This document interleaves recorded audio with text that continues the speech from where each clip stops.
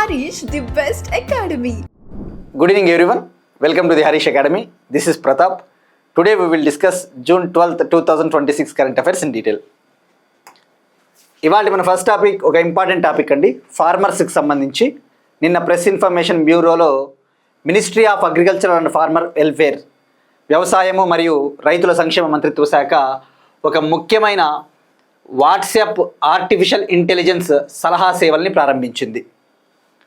Oil seeds Kisan మిత్ర. Oil seeds Kisan మిత్ర నూనె గింజల రైతుల కోసం భారతదేశపు మొట్టమొదటి దేశవ్యాప్త వాట్సాప్ ఆర్టిఫిషియల్ ఇంటెలిజెన్స్ సలహా సేవలు. ఇదొక artificial intelligence chat bot. India's first nationwide WhatsApp artificial intelligence based advisory for oil seeds farmers. ఇండియాలో ఆయిల్ సీడ్స్ ఫార్మర్స్ గురించి మనం డిస్కస్ చేసుకున్నాం ఇటీవలే.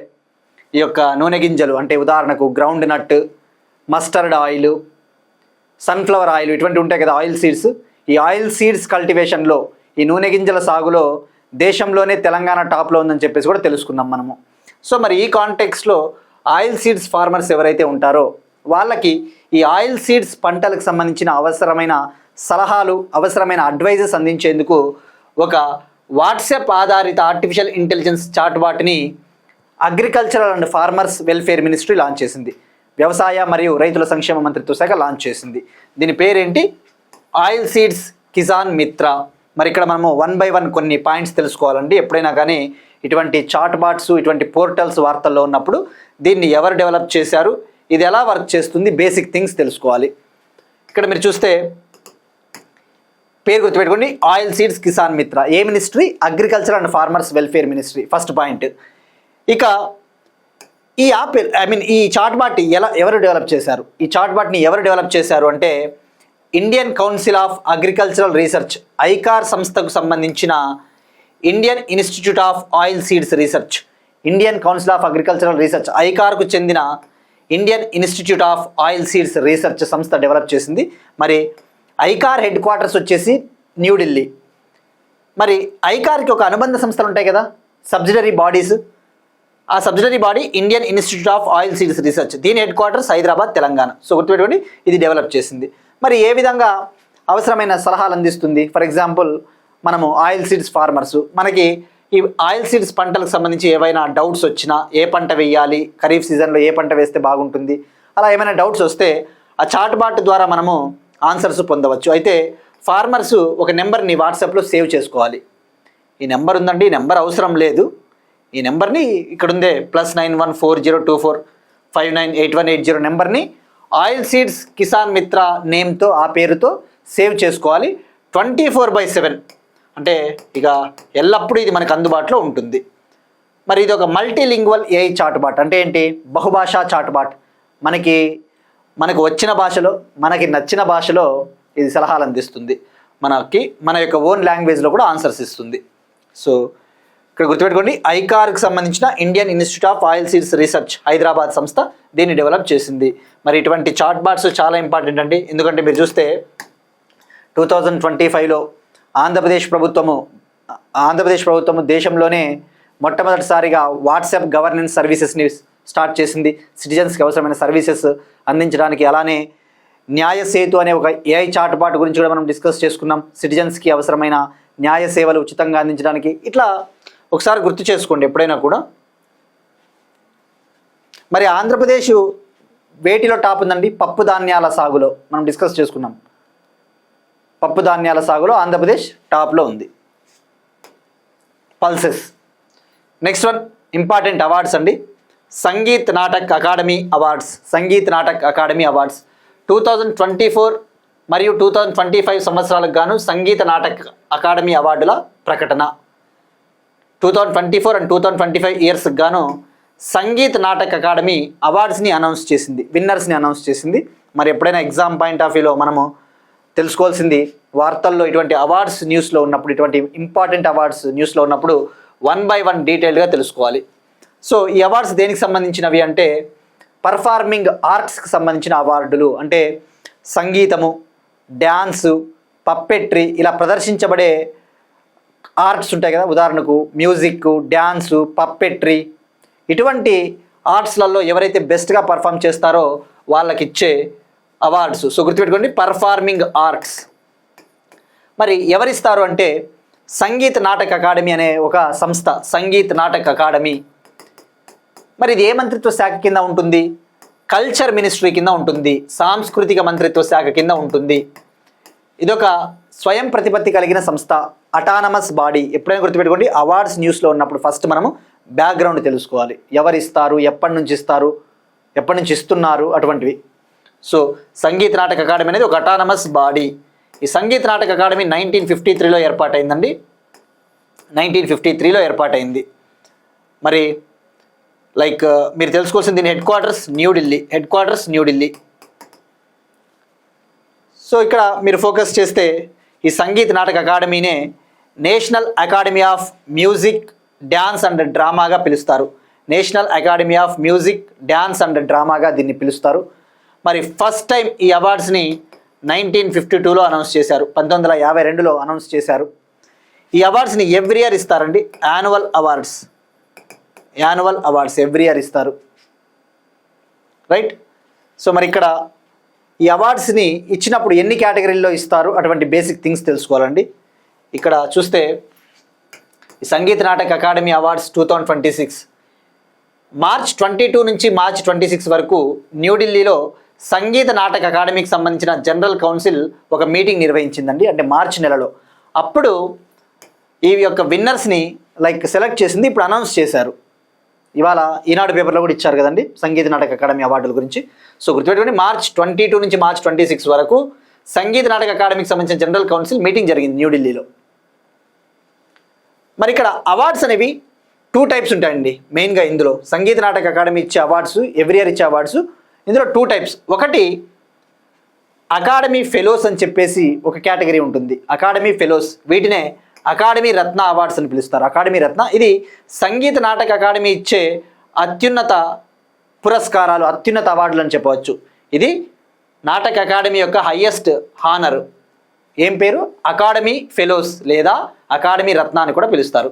మరి 2024-25 ఇయర్కు గాను, అంటే 2 సంవత్సరాలకు గాను 7 పర్ఫార్మర్స్ని సెలెక్ట్ చేశారు, 7గురిని సెలెక్ట్ చేశారు విన్నర్స్గా. మరి అలానే సంగీత నాటక అకాడమీ అవార్డ్స్ అని ఉంటాయి.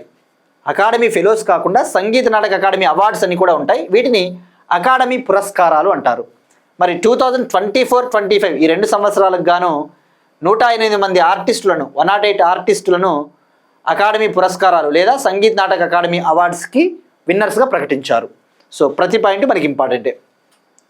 అలానే ఇంకొక కేటగిరీ కూడా ఉంటుంది, ఉస్తాద్ బిస్మిల్లా ఖాన్ యువ పురస్కారం అని చెప్పేసి. ఉస్తాద్ బిస్మిల్లా ఖాన్ యువ పురస్కారము, ఈ పురస్కారాలని యంగ్ ఆర్టిస్టులకు ఇస్తారు, యువ ఆర్టిస్టులకు ఇస్తారు. మరి 2024 మరియు 2025 ఇయర్ గాను 106 యంగ్ ఆర్టిస్టులను ఉస్తాద్ బిస్మిల్లా ఖాన్ యువ పురస్కారాలకు సెలెక్ట్ చేశారు. సో ఇక్కడ గుర్తుపెట్టుకోండి, ఓవరాల్గా అకాడమీ ఫెలోస్ అయితే 7 మెంబర్సు, అకాడమీ అవార్డ్స్ లేదా అకాడమీ పురస్కారాలు 108, ఉస్తాద్ బిస్మిల్లా ఖాన్ యువ పురస్కారం అయితే 106 అన్న విషయం గుర్తుపెట్టుకోండి. మరి ఇందాక చెప్పిన పాయింట్స్ ఇక్కడ ఇంగ్లీష్లో ఉన్నాయండి. ఇలా music, dance, theatre, folk arts, puppetry ఇటువంటి వాటిలో బాగా పర్ఫామ్ చేసిన వాళ్ళకి ఇస్తారు. వివిధ రాష్ట్రాలు, వివిధ యూనియన్ టెరిటరీల నుంచి ఇవ్వడం జరుగుతుంది. సో ఏ మినిస్ట్రీ అంటే మినిస్ట్రీ ఆఫ్ కల్చర్. మరి ఇక్కడ మెయిన్గా ఫోకస్ చేయాల్సింది, మరి ఈ అవార్డు విన్నర్స్కి ప్రైజ్ మనీ ఎంత ఇస్తారు, అటువంటి బేసిక్ థింగ్స్ కూడా తెలుసుకోవాలి. ఇక్కడ అకాడమీ ఫెలోషిప్స్కి అయితే, అకాడమీ ఫెలోషిప్స్ అంటే ఏంటి? అకాడమీ రత్న అత్యున్నత పురస్కారము. అకాడమీ రత్న విన్నర్స్కి అయితే 3 లక్షల cash prize, 3 lakh cash prize, ఒక తామ్రపత్రము, అంగవస్త్రము అంటే శాలువ. ఇక అకాడమీ అవార్డు విన్నర్స్కి అయితే, పురస్కారాల విన్నర్స్కి అయితే 1 lakh rupees క్యాష్ ప్రైజు, తామ్రపత్రము, శాలువ. ఇక ఉస్తాద్ బిస్మిల్లా ఖాన్ యువ పురస్కారాలకైతే విన్నర్స్కి 25,000 rupees తామ్రపత్రము, ఒక శాలువ ఇస్తారు. ఈ అవార్డ్స్ని ఎవరిస్తారు అంటే ప్రెసిడెంట్ ఇవ్వడం జరుగుతుంది. సో ఎప్పటి నుంచి ఇస్తున్నారు అంటే ఈ అవార్డ్స్ని 1952 నుంచి.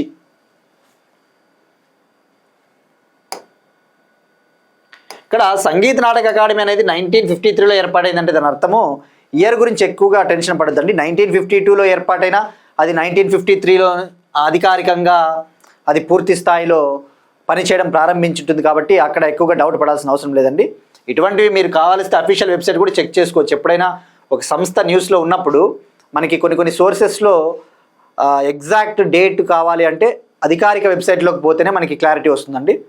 సో 1953లో ఏర్పాటైంది, మరి ఇక్కడ 1952 నుంచి అవార్డ్స్ ఎలా ఇచ్చారు అంటే చెప్పా కదా, అది 1952లోనే ఏర్పాటై ఉంటుంది. కానీ మనకి అధికారికంగా వాటి కార్యకలాపాలు 1953లో అమల్లోకి వచ్చింటాయి. బట్ ఎనీవే ఇలాంటివి ఎక్కువ అడగరండి, మీరు ఎక్కువ ఫోకస్ చేయొద్దండి. ఎలా అడుగుతారంటే ఎగ్జామ్లో సంగీత్ నాటక అకాడమీ అవార్డ్స్ అంటే జనరల్గా ఇలా అడుక్కుంటూ వస్తాడు, ఎప్పటి నుంచి ఇచ్చారు, ఎంతమందికి ఇస్తారు, అలాంటి థింగ్స్. మళ్ళీ సపరేట్గా సంగీత్ నాటక అకాడమీ గురించి కింది వాటిలో ఏవి నిజం అని అడగడానికి వెరీ లెస్ స్కోప్ ఉంటుంది. మీకు ఏదైనా అటువంటి డౌట్స్ వచ్చినా అఫీషియల్ వెబ్సైట్ ఒకసారి మీరు కూడా చెక్ చేయండి.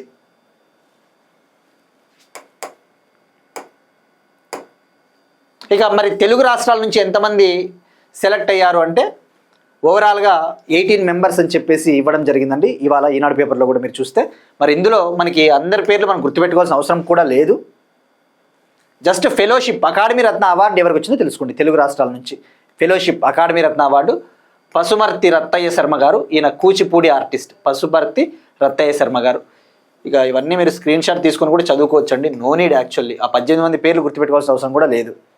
ఏదో భారతరత్న అట్లాంటి వాళ్ళు అయితే అలాంటి అవార్డ్స్ అయితే మనం తెలుసుకోవాలి. బట్ ఇక్కడ ఈ 18 మంది పేర్లు అంటే కూడా అది హైలీ ఇంపాసిబుల్. అకాడమీ రత్న గుర్తుపెట్టుకోండి, మీరు నీట్గా స్క్రీన్ షాట్ తీసుకుని ఈజీ క్లియర్గా కనబడుతుంది, రాసుకోవచ్చు. మనం ఇప్పుడు చదివినట్టే అవుతుంది. నెక్స్ట్ వన్ పాలిటిక్స్ సంబంధించి ఒక ఇంపార్టెంట్ టాపిక్ అండి.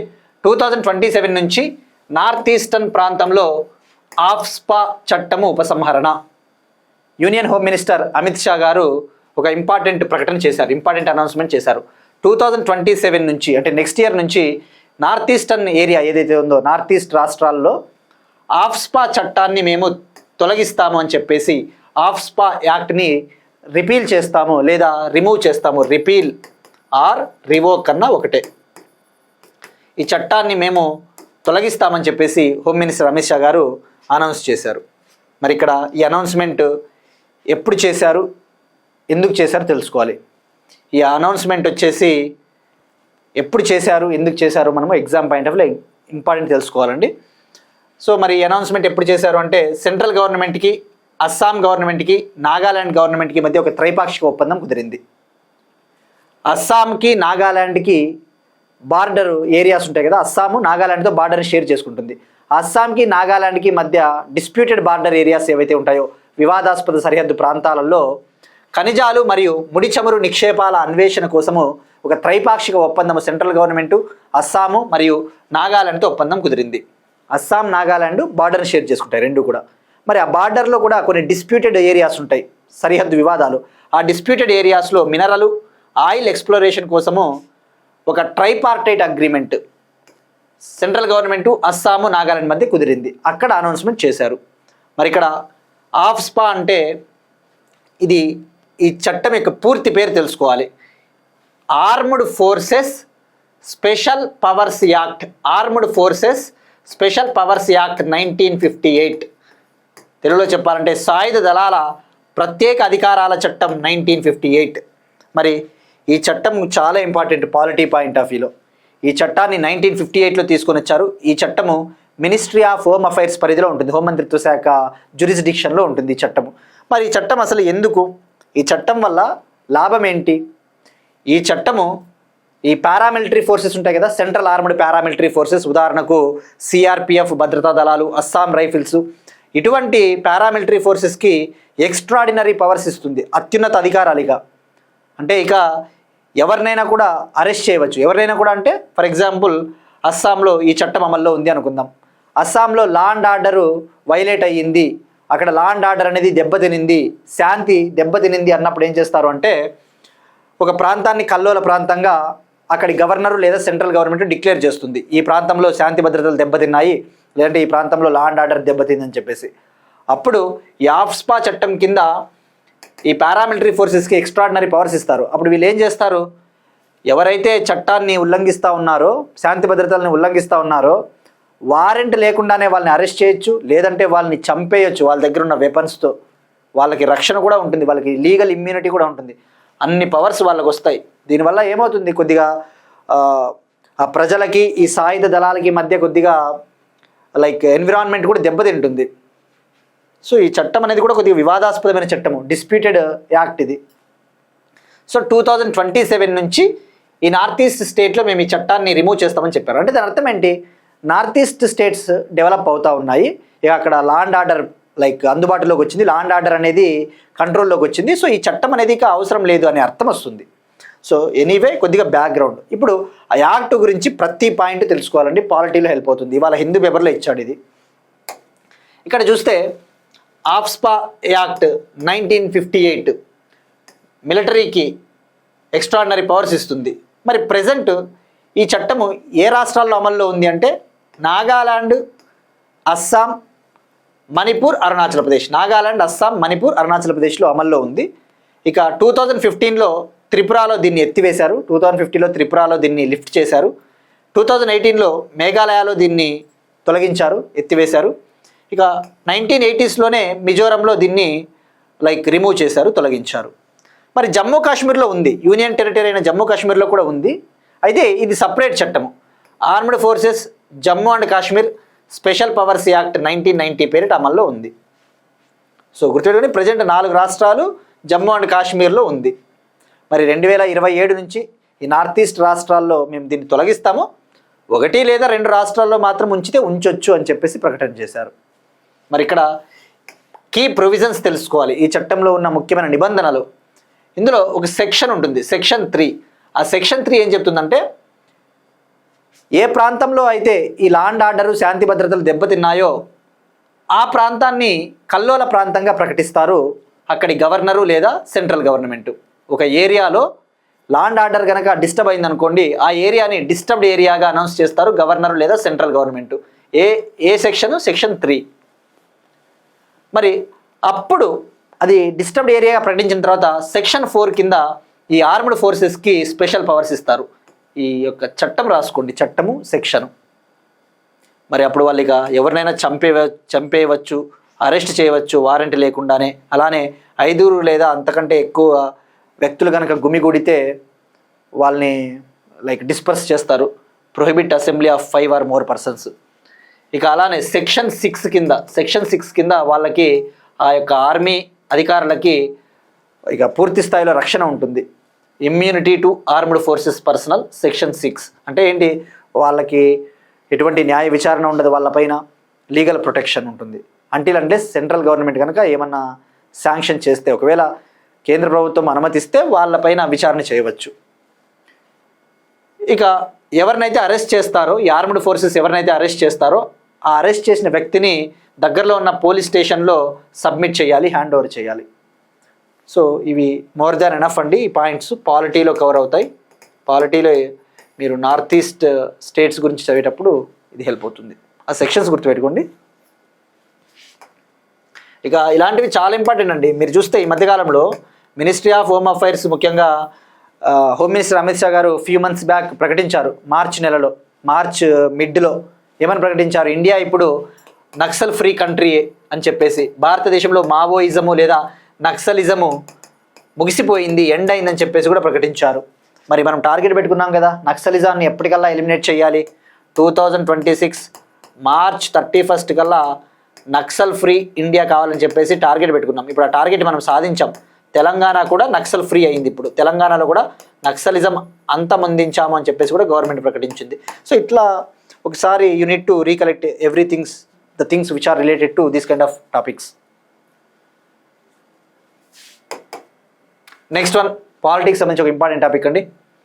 భారతదేశంలో మొట్టమొదటిసారిగా ఒకే సమయంలో హైకోర్టు ప్రధాన న్యాయమూర్తులుగా 4 మహిళలు బాధ్యతలు నిర్వర్తిస్తున్నారు. భారతదేశంలో మొట్టమొదటిసారిగా ఒకే సమయంలో హైకోర్టు ప్రధాన న్యాయమూర్తులుగా 4 మహిళలు బాధ్యతలు నిర్వర్తిస్తున్నారు. ఇండియాలో for the first time ever, మన కాన్స్టిట్యూషన్ మనము స్వీకరించినప్పటి నుంచి, కాన్స్టిట్యూషన్ని అడాప్ట్ చేసుకున్నప్పటి నుంచి for the first time ever 4 women, 4 మహిళలు 4 హైకోర్ట్స్కి చీఫ్ జస్టిసెస్గా సైమల్టేనియస్గా వర్క్ చేస్తూ ఉన్నారు. ఇండియాలో తొలిసారిగా 4 హైకోర్టులకి 4 ప్రధాన న్యాయమూర్తులుగా 4 మహిళలు ఉన్నారు, పనిచేస్తూ ఉన్నారు ఇప్పుడు. మరి ఇక్కడ ఆ 4 ఎవరో తెలుసుకోవాలి. ఒకరు వచ్చేసి జస్టిస్ సునీత అగర్వాల్ గారు. జస్టిస్ సునీత అగర్వాల్ గారు ఈమె ప్రస్తుతం గుజరాత్ హైకోర్టుకి చీఫ్ జస్టిస్గా ఉన్నారు. ఇక అలానే జస్టిస్ రేవతి మొహితే దేరే. జస్టిస్ రేవతి మొహితే దేరే ఈమె మేఘాలయ హైకోర్టుకి చీఫ్ జస్టిస్గా ఉన్నారు. ఇక జస్టిస్ లీసా గిల్ ఈమె ఆంధ్రప్రదేశ్ హైకోర్టుకి చీఫ్ జస్టిస్గా ఉన్నారు. ఇక జస్టిస్ మీనాక్షి మదన్ రాయ్ ఈమె పాట్నా హైకోర్టుకి చీఫ్ జస్టిస్గా ఉన్నారు. ఇక్కడ justice Lisa Gill Andhra Pradesh high court chief justice. Andhra Pradesh high court యొక్క మొట్టమొదటి మహిళా ప్రధాన న్యాయమూర్తి అంటే justice Lisa Gill. Andhra Pradesh high court యొక్క ఫస్ట్ ఉమెన్ చీఫ్ జస్టిస్ ఎవరు అంటే జస్టిస్ లీసా గిల్. మరి ఇక్కడ మనకి హైకోర్టు చీఫ్ జస్టిస్ మరియు జడ్జెస్ యొక్క అపాయింట్మెంట్స్ గురించి తెలుసుకోవాలి. ఎవరు నియమిస్తారు? పాలిటీలో మీరు చదువుతారు, సుప్రీంకోర్టు హైకోర్టు గురించి చదివేటప్పుడు సుప్రీంకోర్టు యొక్క జడ్జెస్ని ఎవరు అపాయింట్ చేస్తారు, హైకోర్టు యొక్క జడ్జెస్ని ఎవరు అపాయింట్ చేస్తారు, వాటికి ప్రొసీజర్ ఎలా ఉంటుంది, ఇవన్నీ కూడా మనము ఆల్రెడీ ప్రీవియస్ క్లాసులో డిస్కస్ చేసుకున్నామండి. బట్ ఇంకోసారి డిస్కస్ చేసుకుందాం. సుప్రీంకోర్టు జడ్జెస్ని అపాయింట్ చేసేది ఎవరు? ప్రెసిడెంట్. ఆర్టికల్ ఏది? Article 124 sub class 2. Article 124 sub class 2 president appoint చేస్తారు. అయితే కొలీజియం ఉంటుంది, కొలీజియం రికమెండేషన్స్ మేరకు. అదే హైకోర్టు జడ్జెస్ని ఎవరు అపాయింట్ చేస్తారు? హైకోర్టు జడ్జెస్ని కూడా అపాయింట్ చేసేది ప్రెసిడెంటే. మరి ఆర్టికల్ ఏది అంటే ఆర్టికల్ 217. ఆర్టికల్ 217 ఇక్కడ ఒక ప్రొసీజర్ ఉంటుంది, ఒక ప్రక్రియ ఉంటుంది, ఇష్టానుసారము నియమించేది లేదు. హైకోర్టు యొక్క చీఫ్ జస్టిస్ని నియమించాలి అంటే, హైకోర్టు యొక్క చీఫ్ జస్టిస్ని అపాయింట్ చేయాలంటే ప్రెసిడెంట్ చీఫ్ జస్టిస్ ఆఫ్ ఇండియాతో మీట్ అవుతారు, చీఫ్ జస్టిస్ ఆఫ్ ఇండియా. అలానే ఆ రాష్ట్రం యొక్క గవర్నర్, ఆ స్టేట్ యొక్క గవర్నర్తో చర్చలు జరుపుతారు, కన్సల్టేషన్స్ జరుపుతారు. అది ప్రొసీజర్. అలా కాకుండా chief justice of the high court కాకుండా, హైకోర్టు చీఫ్ జస్టిస్ కాకుండా హైకోర్టు జడ్జెస్ని అపాయింట్ చేయాలంటే ప్రెసిడెంట్ సిజేఐతో మరియు ఆ రాష్ట్ర గవర్నర్తో, అలానే ఆ రాష్ట్ర హైకోర్టు చీఫ్ జస్టిస్, ఆ స్టేట్ హైకోర్టు యొక్క చీఫ్ జస్టిస్తో కూడా చర్చలు జరుపుతారు, కన్సల్టేషన్స్ జరుపుతారు. సో ఇవన్నీ కూడా బిట్స్ అండ్ పీసెస్ లాగా ఉంటాయండి మీకు చెప్పేటప్పుడు ఇవి. బట్ ఇవన్నీ కనుక నీట్గా నోట్స్లో రాసుకొని మంచిగా రివిజన్స్ చేసుకుంటే చాలా వెళ్ళిపోతాయి. ఆస్పిరెంట్స్ కొంతమంది అడుగుతూ ఉన్నారండి, సార్ మన కరెంట్ అఫైర్స్ చెప్పేటప్పుడు జస్ట్ వింటే సరిపోతుందా, నోట్స్ కూడా రాసుకోవాలంటే? తప్పకుండా నోట్స్ రాసుకోవాలండి. నోట్స్ రాసుకోకపోతే వృధానే. సరే వింటారు, ఎంతకాలం అని గుర్తుంటాయి? ఈ పొద్దు చదివిండేది రేపే గుర్తుండేది, ఒక్కోసారి యాడ గుర్తుంటాయి, కష్టం రోజంతా. సో డెఫినెట్లీ నోట్స్ రాసుకునేకైతే ప్రయారిటీ ఇవ్వండి. సో ఇలా ప్రొసీజర్ ఉంటుంది. మరి ఇక్కడ చూస్తే ఆర్టికల్ 217 కింద హైకోర్టు జడ్జెస్ని అపాయింట్ చేసేది ప్రెసిడెంట్. మరి వాళ్ళ పదవీ కాలం ఎంత ఉంటుంది అంటే వాళ్ళ టెన్యూరు 62 ఇయర్స్ వరకు, until he attains the age of 62 years. అదే సుప్రీంకోర్టు జడ్జి అయితే 65 ఇయర్స్ వరకు టెన్యూర్, పదవీ కాలం.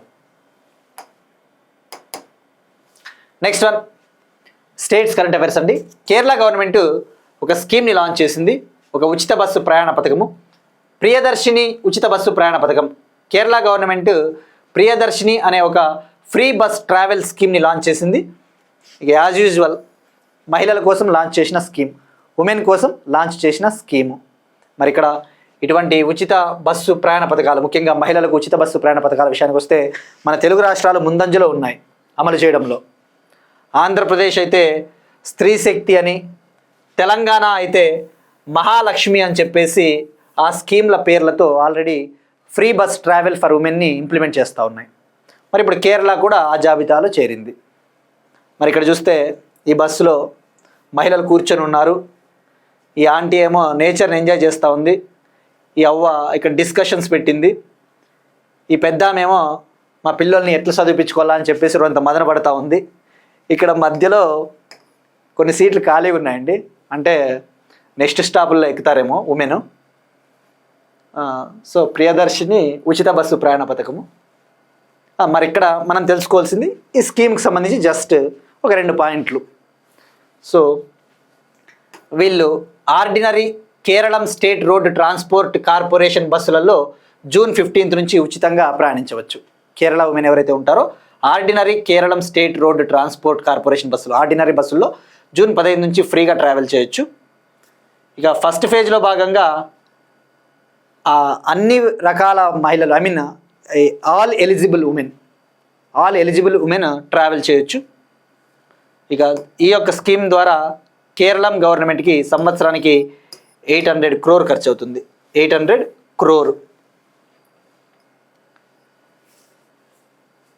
ఇక కేరళ చీఫ్ మినిస్టర్గా విడి సతీశన్ గారు, అక్కడ యూడిఎఫ్ గవర్నమెంట్ రూలింగ్లో కూడా వచ్చిందని కూడా తెలుసుకున్నాం, United Democratic Front government. Next one again states current affairs. Operation Milap. Gujarat పోలీసులు ఆపరేషన్ మిలప్ పేరిట ఒక ఆపరేషన్ నిర్వహించారు. ఒక నెల పాటు మే నెలలో ఈ ఆపరేషన్ నిర్వహించారండి. మరి ఎగ్జామ్ పాయింట్ ఆఫ్ వ్యూలో ఇటువంటి ఆపరేషన్స్ని లాంచ్ చేసినప్పుడు వాటి ముఖ్య ఉద్దేశం ఏంటి, మెయిన్ ఆబ్జెక్టివ్?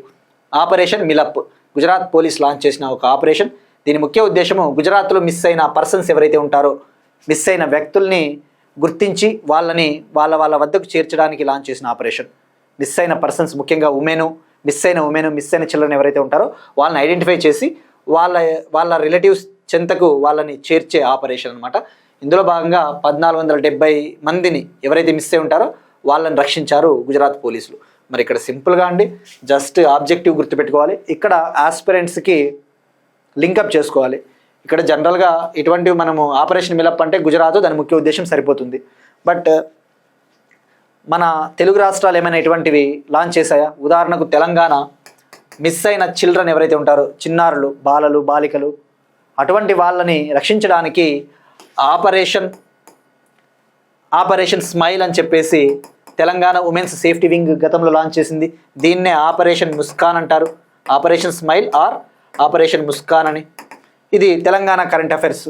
కానీ ఇక్కడ మనం లాస్ట్ ఇయర్ ఒక డిస్కస్ చేసుకున్నాం ఒక టాపిక్, నారీ రిపోర్ట్ అని చెప్పేసి, నారీ 2025 రిపోర్ట్ అని చెప్పేసి last year national commission for women ఒక రిపోర్ట్ని విడుదల చేసింది, జాతీయ మహిళా కమిషన్. నారీ అంటే national annual report and index on women safety, national annual report and index on women safety, national commission for women last year launch చేసింది. ఆ రిపోర్ట్ ప్రకారము ఇండియాలో మహిళలకి ఏవి సేఫ్ సిటీలు, మహిళలకి ఏవి అత్యంత భద్రత కలిగిన సిటీలు అని చెప్పేసి ఒక రిపోర్ట్ విడుదల చేసింది. ఈ రిపోర్ట్ ప్రకారం ఇండియాలో విశాఖపట్నము, కోహిమా, ఐజ్వాలు, ముంబై, గ్యాంగ్టక్ లాంటి సిటీలు safest cities for women. Aizawl, Gangtok, Kohima, Visakhapatnam, Mumbai మహిళలకు అత్యంత భద్రత ఇచ్చే నగరాలు. సో అట్లా ఒక్కసారి లింక్ చేసుకున్నారంటే మీకు ఈజీగా అర్థమవుతాయండి, ఇంట్రెస్ట్ కూడా వస్తుంది కరెంట్ అఫైర్స్. ఇక next one Andhra Pradesh current affairs. అమరావతిలో బెడ్ఫోర్డ్ స్కూల్. ఇక ఆంధ్రప్రదేశ్ క్యాపిటల్ అమరావతికి తొలి విదేశీ విద్యా సంస్థ రాబోతా ఉంది. ఆంధ్రప్రదేశ్ క్యాపిటల్ అమరావతికి ఫస్ట్ ఫారిన్ ఎడ్యుకేషనల్ ఇన్స్టిట్యూషన్ రాబోతా ఉంది. మరి అది ఏది అంటే బెడ్ఫోర్డ్ స్కూల్ క్యాంపస్ని ఏర్పాటు చేయబోతా ఉన్నారు. మరి ఎవరు ఏర్పాటు చేయబోతా ఉన్నారంటే బ్రిటన్ కంట్రీకి చెందిన బెడ్ఫోర్డ్ ఎడ్యుకేషనల్ ఇన్స్టిట్యూషన్. బ్రిటన్ అంటే యూకే, యునైటెడ్ కింగ్డమ్ కంట్రీకి చెందిన బెడ్ఫోర్డ్ ఎడ్యుకేషనల్ ఇన్స్టిట్యూషన్ అమరావతిలో స్కూల్ క్యాంపస్ని సెటప్ చేయబోతా ఉన్నారు. ఇది అమరావతికి రాబోతా ఉన్న ఫస్ట్ విదేశీ విద్యా సంస్థ. మరి ఇక్కడ ఈ యొక్క బెడ్ఫోర్డ్ స్కూల్ విషయానికి వస్తే, బెడ్ఫోర్డ్ విద్యా సంస్థ విషయానికి వస్తే, ఈ సంస్థకి బ్రిటన్లో 470 years చరిత్ర ఉంది, 470 సంవత్సరాల చరిత్ర ఉంది. మరి ఈ బెడ్ఫోర్డ్ ఇన్స్టిట్యూషన్ ఆల్రెడీ క్యాంపస్లు ఎక్కడైనా ఇండియాలో ఏర్పాటు చేసిందా అంటే పంజాబ్లోని మొహాలీలో ఏర్పాటు చేసింది, ఇప్పుడు ఆంధ్రప్రదేశ్లోని అమరావతిలో. ఈ బెడ్ఫోర్డ్ ఎడ్యుకేషనల్ ఇన్స్టిట్యూషన్కి ఓవరాల్గా ఇప్పటి వరకు 2 క్యాంపస్లు మాత్రమే ఉన్నాయి. ఒకటి బ్రిటన్లోని బెడ్ఫోర్డ్లో ఒకటి ఉంది, రెండవది ఇండియాలోని పంజాబ్లోని మొహాలీ, మూడవది అమరావతిలో ఏర్పాటు చేయబోతూ ఉన్నారు. మరి దీన్ని ఎవరి సహకారంతో కలిసి ఏర్పాటు చేయబోతున్నారంటే హైదరాబాద్ ఎడ్యుకేషనల్ అకాడమీతో కలిసి దీన్ని ఏర్పాటు చేయబోతూ ఉన్నారు. రైట్. సో మరి బ్రిటన్లో ఉన్న బెడ్ఫోర్డ్ స్కూలు కంప్లీట్గా అది బాయ్స్ స్కూలు. పంజాబ్లోని మొహాలీలో ఉన్న బెడ్ఫోర్డ్ స్కూల్ క్యాంపస్ అనేది గర్ల్స్ క్యాంపస్. ఈ సంవత్సరమే ప్రారంభించారు మొహాలీలో. So this information is enough అండి. నెక్స్ట్ వన్, డిఫెన్స్ సెక్టార్కి సంబంధించి సైన్యం చేతికి టర్బోజెట్ డ్రోన్లు, మనం చూస్తూ ఉంటాం. ఇండియన్ ఆర్మ్డ్ ఫోర్సెస్కి సంబంధించి వివిధ రకాల స్టార్టప్ కంపెనీలు, వివిధ రకాల డిఫెన్స్ కంపెనీలు డిఫెన్స్ ఎక్విప్మెంట్ని డెలివరీ చేస్తూ ఉంటాయి. డిఫెన్స్ మినిస్ట్రీ పర్చేస్ చేస్తుంటుంది, కొనుగోలు చేస్తూ ఉంటుంది. ఇప్పుడు ఇండియన్ ఆర్మీకి టర్బోజెట్ డ్రోన్స్ని డెలివరీ చేసింది ఒక Indian company. Over 100 made in India jet powered killer drones deliver to Indian army. మరి మనం 1 by 1 తెలుసుకోవాలి. ఫస్ట్ ఈ డ్రోన్స్ని ఏమని పిలుస్తారు? అగ్నివేగ్ అనే పీస్ కీపర్ డ్రోన్స్, అగ్నివేగ్గా పిలువబడే పీస్ కీపర్ డ్రోన్స్ ఇండియన్ ఆర్మీకి 106 డ్రోన్స్ని డెలివరీ చేశారు. 106 డ్రోన్స్ని. వీటినే ఆత్మాహుతి డ్రోన్లు అంటారు. ఆత్మాహుతి డ్రోన్లు అంటే ఏంటండి? Suicidal drones. మరి వీటిని ఏమని పిలుస్తారు? కమికజే డ్రోన్స్ అంటారు కదా, మనం డిస్కస్ చేసుకున్నాం కదా, కమికజే డ్రోన్లు. మరి ఎవరు డెలివరీ చేశారు, ఎవరు వీటిని తయారు చేశారు అంటే ఇండియాకు చెందిన ఎస్ఎంపిపి అనే ఒక డిఫెన్స్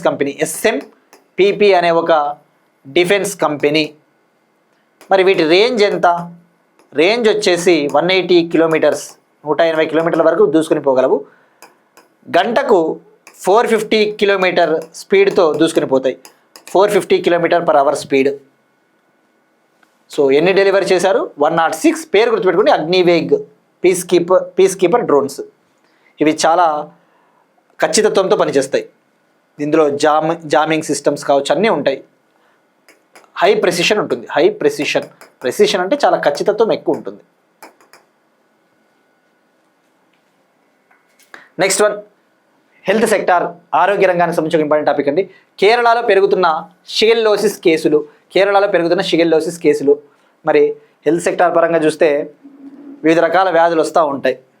ఆ వ్యాధులు వచ్చినప్పుడు మనం తెలుసుకోవాల్సింది ఆ disease A type of disease అంటే బ్యాక్టీరియల్ డిసీజా, వైరల్ డిసీజా, పారాసైటిక్ డిసీజా, ఫంగల్ డిసీజా, ఆ వ్యాధి ఎలా వ్యాప్తి చెందుతుంది, ట్రాన్స్మిషన్ ఆఫ్ దట్ డిసీజు, ఆ వ్యాధి లక్షణాలు ఎలా ఉంటాయి, సిమ్టమ్స్ ఆఫ్ దట్ డిసీజ్, అలాంటి బేసిక్ థింగ్స్ తెలుసుకోవాలండి. ఫస్ట్ ఇక్కడ కేరళలోని వైనాడ్లో ఎక్కువగా ఈ షిగెల్లోసిస్ కేసులు పెరుగుతూ ఉన్నాయి. మరి దీన్నే బ్యాసిల్లరీ డిసెంట్రీ అని కూడా పిలుస్తారు. ఈ వ్యాధిని బ్యాసిల్లరీ డిసెంట్రీ. ఇది ఒక బ్యాక్టీరియల్ డిసీజ్, ఇది ఒక బ్యాక్టీరియల్ వ్యాధి, ఒక బ్యాక్టీరియా ద్వారా వస్తుంది. షిగెల్లా అనే ఒక బ్యాక్టీరియా ద్వారా వస్తుంది. మరి ఎలా వస్తుంది, ఇది వ్యాప్తి ఎలా చెందుతుంది అంటే కలుషితమైన ఆహారము మరియు కలుషితమైన నీళ్ళ ద్వారా వ్యాప్తి చెందుతుంది. Contaminated water and food like typhoid, ఉదాహరణకు టైఫాయిడ్ లాగా. అలానే ఈ బ్యాక్టీరియా, షిగెల్లా బ్యాక్టీరియా ఏదైనా ఒక వస్తువులపైన, ఏదైనా దేనిపైన అంటుకునింది అనుకుందాం, మనం దానికి దగ్గర పోయినప్పుడు, దాంతో మనం టచ్ అయినప్పుడు కూడా వస్తుంది. అంటే కాంటాక్ట్ విత్ ఇన్ఫెక్టెడ్ సర్ఫేసెస్ ద్వారా వస్తుంది. ఫేకల్ ఓరల్ ట్రాన్స్మిషన్ ద్వారా వస్తుంది. ఫేకల్ రూట్ ద్వారా కూడా వస్తుంది. ఇది హైలీ ఇన్ఫెక్షియస్, ఇది చాలా ఇన్ఫెక్షియస్ డిసీజ్. సో గుర్తుపెట్టుకోండి, షిగెల్లా బ్యాక్టీరియా, దీన్నే బ్యాసిల్లరీ డిసెంట్రీ అంటారు. మరి లక్షణాలు, సిమ్టమ్స్ వచ్చేసి సివియర్ డయేరియా, అలానే మ్యూకస్ కంటైనింగ్ స్టూల్స్, అదే విరేచనాలు అంటారు కదా, అలానే సివియర్ అబ్డామినల్ క్రాంప్స్, కడుపు నొప్పి. సో షిగెల్లోసిస్. ఇక ఆల్రెడీ కేరళలో నిపా కేసులు కూడా పెరుగుతూ ఉన్నాయండి. మనము ఆ టాపిక్ ఎలాగూ మళ్ళీ టుమారో డిస్కస్ చేసుకుందాం. నిపా వైరస్ గురించి ఆల్రెడీ ప్రీవియస్ క్లాస్లో డిస్కస్ చేసుకున్నాం నిపా వైరస్ గురించి. సో అందుకే ఆస్పిరెంట్స్కి నేను చెప్పేది ఇక్కడ ఒకటే అండి, మళ్ళీ చెప్తున్నా, డైలీ ఫాలో అవ్వండి. ఎందుకంటే కరెంట్ అఫైర్స్ కూడా ఒక విధంగా చెప్పాలంటే స్టాటిక్ సబ్జెక్ట్ ఉన్నట్టే, ఇవే రిపీట్ అవుతూ ఉంటాయి. One or the other day ఇవి కంటిన్యూస్గా రిపీట్ అవుతూ ఉంటాయి. మీరు చూస్తే లాస్ట్ ఫ్యూ మంత్స్ నుంచి ఎవరైతే ప్రిపేర్ అవుతూ ఉంటారో మన క్లాస్ కరెంట్ అఫైర్స్, ఆల్రెడీ మనం నిఫా వైరస్ గురించి డీటెయిల్గా డిస్కస్ చేసుకున్నాం. ఈరోజు మళ్ళీ హిందూ కొన్ని పేపర్లలో నిఫా వైరస్ న్యూస్లో ఉంది. ఆల్రెడీ ఎవరైతే కంటిన్యూస్గా విని ఉంటారో వాళ్ళకి అసలు చెప్పకపోయినా కూడా ఆ టాపిక్ కంప్లీట్గా ఐడియా ఉంటుంది. బట్ ఎలాగో మనం చెప్తాం న్యూస్లో ఉన్నప్పుడు ప్రతిసారి. సో ఆల్మోస్ట్ రిపీట్ అవుతూనే ఉంటాయండి కరెంట్ అఫైర్స్. డిఫెన్స్ సెక్టార్ తీసుకున్నా, ఎన్విరాన్మెంట్ సెక్టార్ తీసుకున్నా, ఇంటర్నేషనల్ రిలేషన్స్ తీసుకున్నా, పాలిటీ తీసుకున్నా, జాగ్రఫీ తీసుకున్నా, ఎకానమీ తీసుకున్నా, ఆల్మోస్ట్ రిపీట్ అవుతూనే ఉంటాయి. ఎక్సెప్ట్ ఆ స్పోర్ట్స్, పర్సన్స్ ఇన్ న్యూస్, వార్తల్లో ఉన్న పుస్తకాలు, ఐఐటీలు ఇలాంటివి ఉంటాయి చూసారా, అవి కొత్తగా వస్తూ ఉంటాయి. కానీ జనరల్గా పాలిటీ, ఇవి geography, economy, environment, science and technology, these things అనేవి ఆల్మోస్ట్ రెగ్యులర్గా కనబడుతూనే ఉంటాయి. ఇక స్పోర్ట్స్కి సంబంధించి ICC women's T20 world cup 2026, ICC మహిళల T20 ప్రపంచ కప్ 2026 ఇవాళ ప్రారంభమైందండి. ఎక్కడ జరుగుతూ ఉందంటే ఇంగ్లాండ్ అండ్ వేల్స్ కంట్రీ. మరి ఎన్నవ ఎడిషన్ అంటే 10th ఎడిషన్, అంటే 10వసారి ఈ మహిళల T20 వరల్డ్ కప్ జరుగుతూ ఉంది. T20 వరల్డ్ కప్ మరి ఇక్కడ మనం 1 by 1 తెలుసుకుందాం. ఎన్ని రోజుల పాటు జరుగుతుంది? ఇవాళ స్టార్ట్ అయింది 12th జూన్ నుంచి 5th జూలై వరకు. ఎవరు నిర్వహిస్తారు అంటే international cricket council ICC. Host country England ఆతిథ్య దేశము. తొలిసారిగా 12 దేశాలు పాల్గొంటూ ఉన్నాయి. For the first time 12 countries are participating. ఓవరాల్గా 33 మ్యాచెస్ ఆడతారు. మరి ఎన్ని గ్రూపులు ఉన్నాయంటే 2 గ్రూపులు ఉన్నాయి, group A group B. India group ఏలో ఉంది. ఇక లాస్ట్ ఇయరే మనం ఉమెన్స్ వన్డే వరల్డ్ కప్ కూడా గెలుపొందాం మనము. ఇక నెక్స్ట్ వన్ ఒక ఇంపార్టెంట్ టాపిక్ అండి, అంతర్జాతీయ బాల కార్మిక వ్యతిరేక దినోత్సవం, world day against child labour. అంతర్జాతీయ బాల కార్మిక వ్యతిరేక దినోత్సవం, world day against child labour. Every year 12th జూన్న వరల్డ్ డే అగెనెస్ట్ చైల్డ్ లేబర్గా సెలబ్రేట్ చేసుకుంటాము. ఎవరు దీన్ని నిర్వహిస్తారు అంటే ఇంటర్నేషనల్ లేబర్ ఆర్గనైజేషన్, అంతర్జాతీయ కార్మిక సంస్థ. మరి ఇక్కడ చైల్డ్ లేబర్ అంటే గుర్తు రావాల్సినది మనకి ఫండమెంటల్ రైట్స్ ఆర్టికల్ 24 ఏం చెప్తుంది?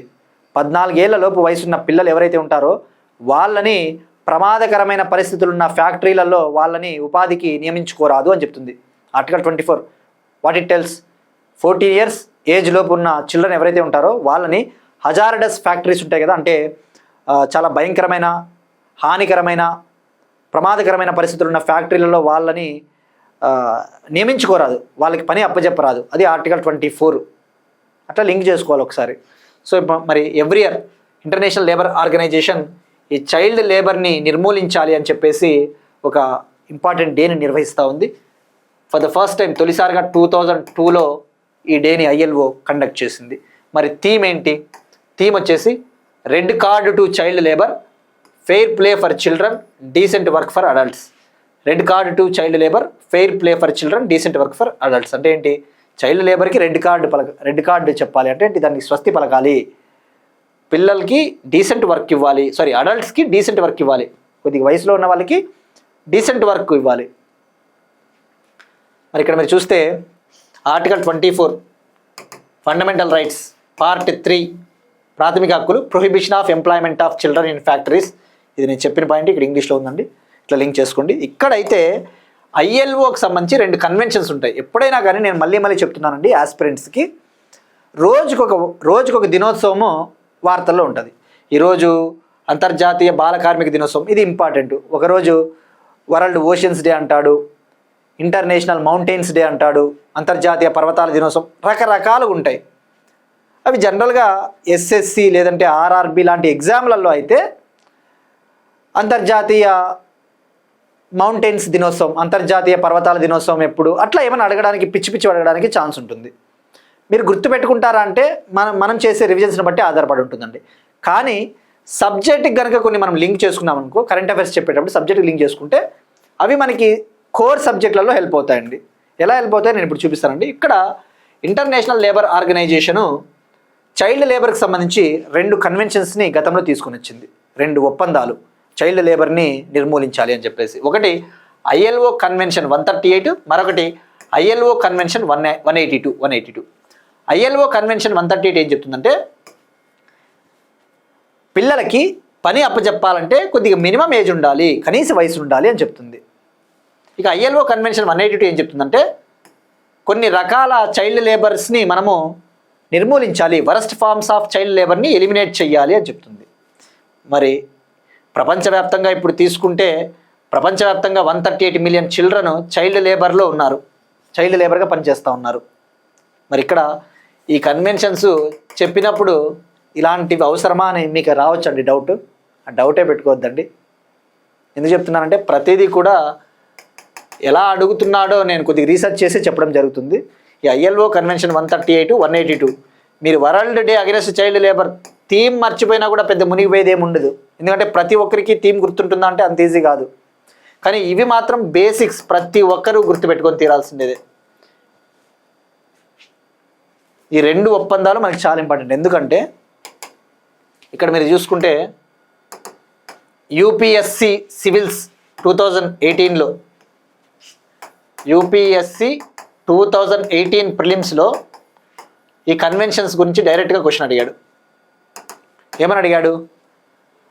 డైరెక్ట్గా ఇంకేం లేదు, ఏం దాని గురించి అనలిటికల్ కూడా లేదు, ఏం లేదు. ఇంటర్నేషనల్ లేబర్ ఆర్గనైజేషన్ కన్వెన్షన్స్ 138, 182 దేనికి సంబంధించిన అని చెప్పేసి 4 ఆప్షన్లు ఇచ్చాడు. చైల్డ్ లేబరు, వ్యవసాయ విధానాలు, ఆహారానికి సంబంధించి, సెక్యూరిటీ భద్రతకు సంబంధించి అని చెప్పాను. డైరెక్ట్గా చైల్డ్ లేబరు ఆన్సర్. సో ప్రతిదీ కూడా ఉపయోగపడే సమయంలో ఉపయోగపడుతుందండి. సో మరి ఐఎల్ఓ హెడ్ క్వార్టర్స్ ఎక్కడండి? Geneva, Switzerland.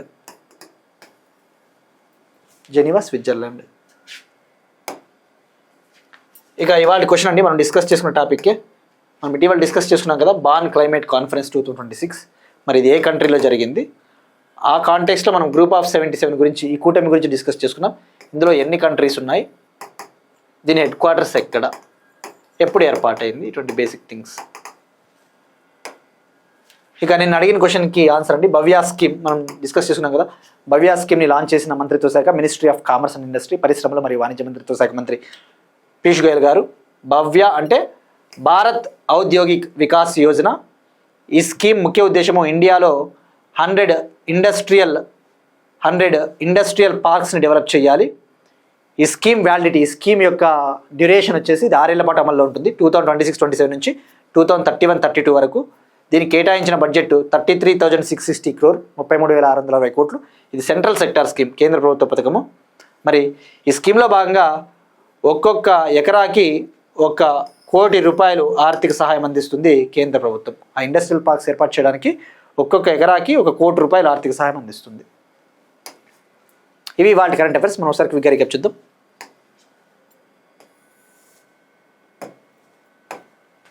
Oil seeds Kisan Mitra, Sangeet Natak Academy Awards, AFSPA act, 4 మహిళలు, 4 ప్రధాన న్యాయమూర్తులు హైకోర్ట్స్కి, ప్రియదర్శిని స్కీమ్ కేరళ, ఆపరేషన్ మిలప్ గుజరాత్, అమరావతిలో బెడ్ఫోర్డ్ స్కూల్, సైన్యం చేతికి టర్బోజెట్ డ్రోన్స్. ఇవి టర్బోజెట్ ఆధారంగా పనిచేస్తాయండి డ్రోన్స్. కేరళలో పెరుగుతున్న షిగెల్లోసిస్ కేసులు, ICC women's T20 world cup 2026, అంతర్జాతీయ బాల కార్మిక వ్యతిరేక దినోత్సవం June 12. That's it. These are today's current affairs. We'll meet you again tomorrow and thank you everyone.